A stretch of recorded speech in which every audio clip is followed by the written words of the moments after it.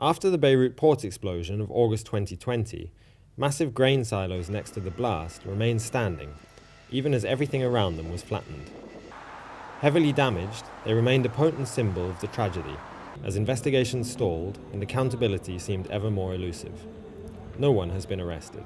George Bezjian's daughter, Jessica, was a nurse starting her night shift at a hospital near the port when she was killed by the explosion. One of 218 people reported dead. When I see the silos, I remember my daughter. I remember the day I lost her. Because they are silent, you know. They are blocks, but I feel they speak. They say to me, there was a crime here.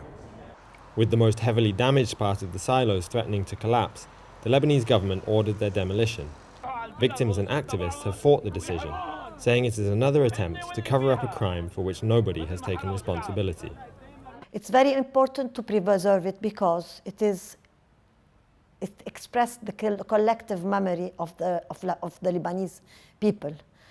The demolition of these silos will be the expression of a total amnesia.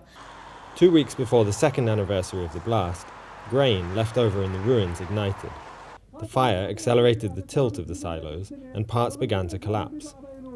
A large section collapsed as people gathered at the port to mark the 2-year anniversary of the blast. The government says the structure is unsafe and should be dismantled, but in a country that often chooses to bury collective trauma rather than face it, many people are skeptical of this argument. We have to keep the silos as much as can we keep it. And the silos must be a memorial. That's, the government doesn't want that. They want to erase what happened there. They want to delete from our minds what happened there.